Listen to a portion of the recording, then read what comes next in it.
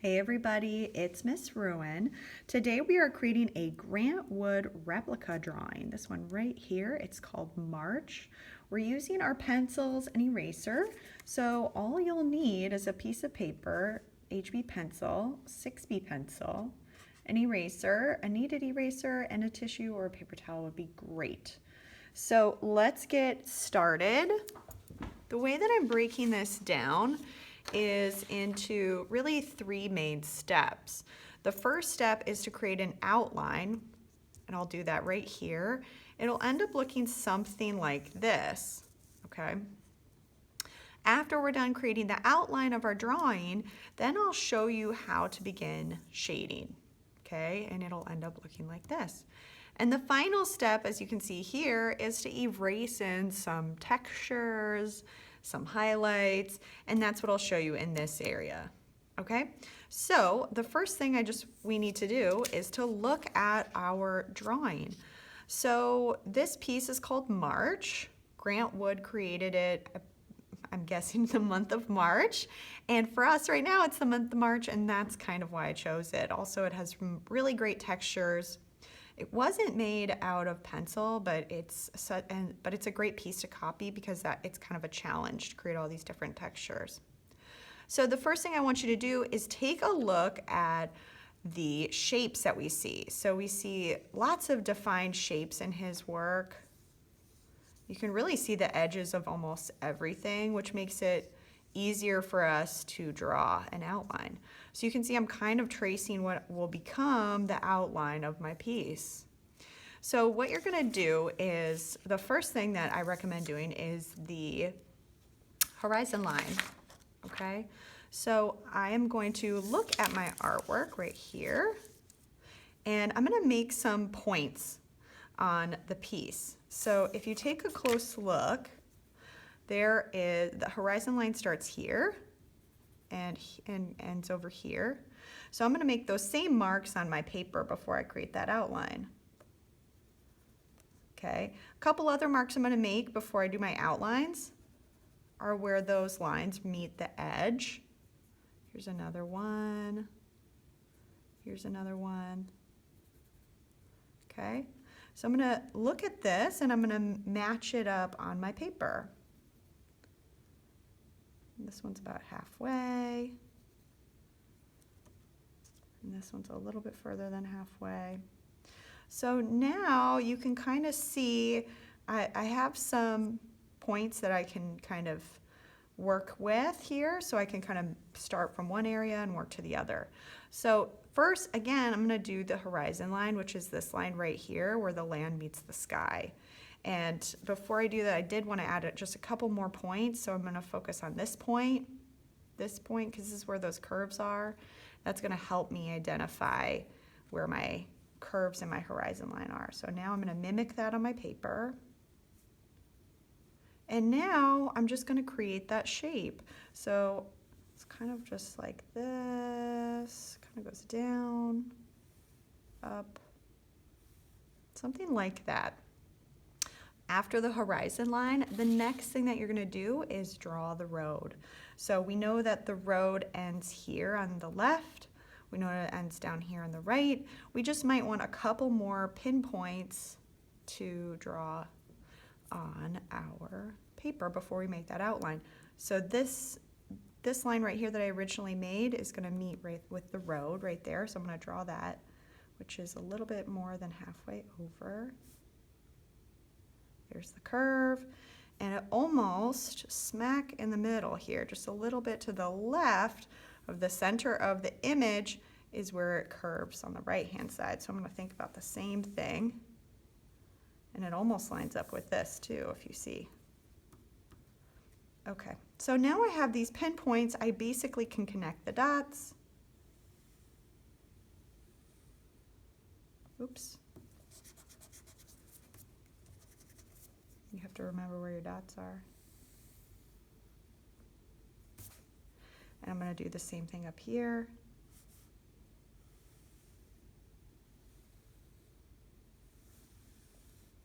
Now I have my road. So now I'm going to continue on and I'm going to draw the hill lines. And I'm going to use my points that I've already created here to kind of guide me. So the first thing I'm noticing is this point meeting that point. So I'm going to do the same thing here. You're going to erase some of these little mistakes.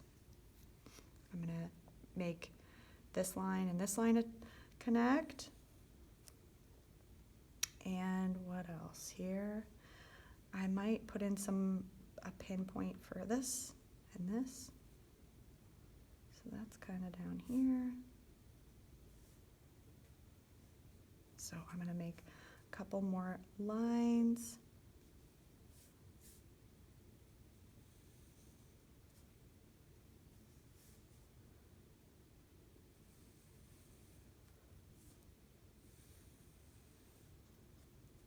You can see how those dots really helped me to begin the form. And again, once you have that general shape, you can kind of edit it once you're at a point where you feel comfortable, if you have most of your lines. I'm going to do this one next.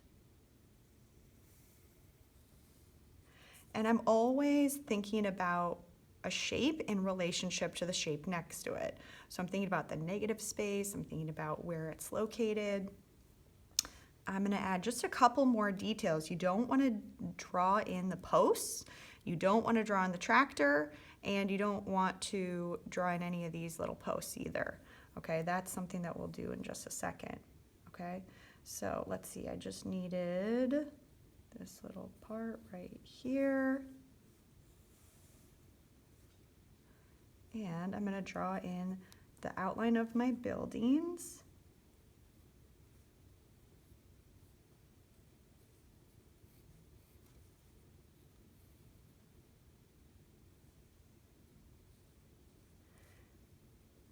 Don't get hung up on it being perfect, because obviously you can edit it once you have a general shape. Okay, so there is my outline. Just to go back over what we did, we added some points of reference so that when we're working on our outlines, we have a general idea of where things should be. So you can see that it looks fairly close. I might edit the width of this because it's not quite there, but I mean, those are just really minimal changes. Okay, so the next step, once you've finished your outlining, just like I've done here, I'm going to begin shading. Now there's a couple different things that you can do, but the main thing I recommend is shading with your HB or your 6B pencil. Okay, so I've got my 6B pencil. And the one thing that we're focused on with this piece is creating lots of texture. So in order to create this texture, there's a couple of different things that you could do. You could just shade and smear and erase in, just like we'll do over here. But I have found that if you use something that has a bumpy texture to put underneath your work, you can already develop some of these textures that you see. So let me just show you. So if you have your bag with you, take that bag out. Or if you have something that has this kind of vinyl-y mesh texture, and dump it out, lay it flat, and then you can test it out to see what the texture looks like. With this bag, it creates these really teeny tiny dots, which is perfect because we want to create some of that soft texture, okay? Another thing you could use if you wanted to create some texture is use a piece of cardboard. So you could just tear off that first layer and then lay your piece on, your paper on your piece. Now you can see that you can change the direction. Now I'm creating lots of different textures on my piece. It looks bumpy. When you blend it with your tissue, it's going to make it even softer, so you're not going to see these harsh lines. So that is what I recommend. So at the very least, what you're going to do is you're just going to shade as you normally would. If you have something that you can use to add texture with, then that's what I recommend. So the first thing that I'm going to do, which has the darkest texture, is use my cardboard, especially where it is under the road. So I'm going to lay that underneath my piece and begin shading the road.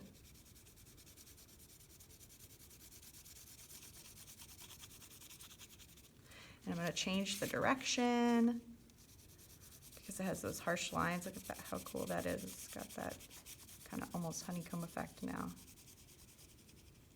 And I'm looking at my image to make sure that the values line up. I'm going to change the direction again just a little.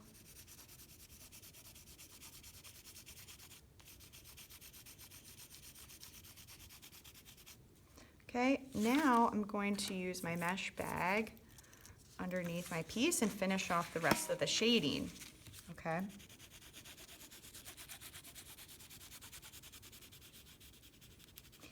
So you'll continue on like this throughout the whole piece. The one thing you should take notice of is that in Grant Wood's piece, March, you can tell where the sun's coming from because of the highlight. So it's coming from the right side. So we see these highlights on the right side of the road or on the top of some of these hills. So that's telling us that the sun is up in the sky and it's coming from the right side. Okay, so it's darker on the left in most of these areas or at the base. So you can see at the base of this hill, it's dark right here. This one might have just been in shadow because of the way that it looked. So you would continue on shading until you have something that looks like this. Okay, so this one I used that bag to create those really soft dots. You might not be able to see it with the camera right now, but they're teeny, almost like teeny tiny pinpoints all over the page, which is really great. So once you have something that is generally shaded, I'm going to show you how to create some of these highlights and definition in the rest of your piece. For this part, you're going to need your pencil eraser, you're going to need a rubber eraser. One that has a nice sharp edge is great, but you don't have to. A kneaded eraser is good. So the first thing that I'm going to show you how to do is to create some of this texture right here in the road. So you want to take a piece of your kneaded eraser and you want to just roll it into a small little point, and you can just kind of dot your piece like this. You can see that I keep rolling it up after I add a few dots.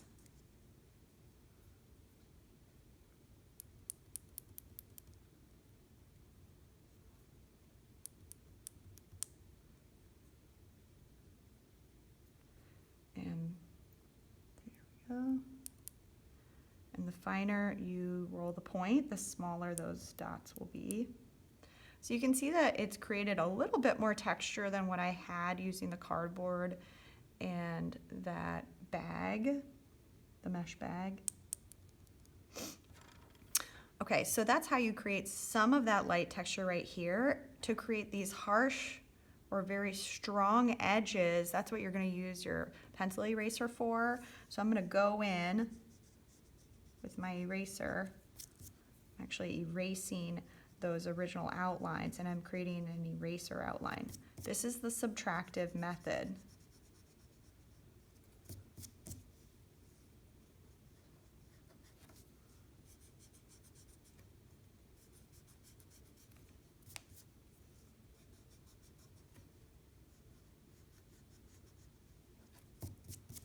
Okay, so that's nice and bright.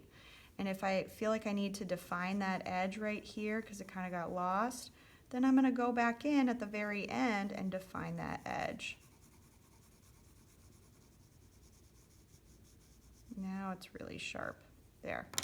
And one thing you're probably noticing is this looks like just a stripe, so you need to blend that out, and that's where your kneaded eraser is going to come in handy. And you're just going to kind of blot that edge so it doesn't look so harsh on the other side. Okay. So the other thing that you want to do with your pencil eraser is you want to add these posts. I didn't add enough value here. I think I would probably go back and add some more before doing this, but just to kind of show you what that might look like. The first thing that you're going to do before you erase in is you want to create just some shaded lines for your posts. And then you'll take your eraser. I'm going to create that line that we see. And then I'll just erase. I'm going to erase right here next to the line that I just created. And it gets harder and harder as the post gets smaller. And then you can kind of round out the top by drawing a little C. So that starts to make it pop. You can do the same thing with your larger posts that are right here.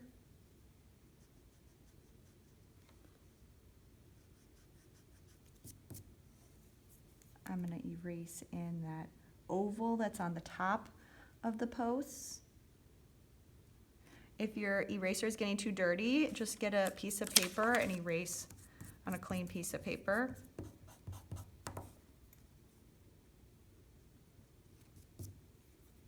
And then I'll go in and kind of define it.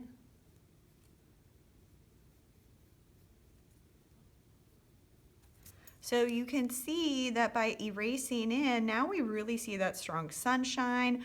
Our edges are more defined but soft, and it doesn't, we kind of get rid of these very, very dark lines. And that's what I'll do up here too, because you don't see them in his piece. And then the final thing, after you've done some erasing, so let's just review what you would erase. You're going to erase the edges of the posts, erase in these little white posts right here. You're going to erase in the super white edges of the road, the texture in the road, these posts right here. If you need to clean up the part of the building, I would do that. One of the last things I would do is create an edge that separates your two buildings. You can see that immediately changed the look of it and makes it kind of pop. Okay? But the very, very last thing after you're done erasing is what I'm doing right now. And I'm just adding all of the darkest values. So I have a sharp pencil. I can use my HB. I can use my 6B. 6B is even better. And I'm going to add those super sharp lines. Now you can put a piece of paper underneath your hand so you don't make a mess of what you've already erased.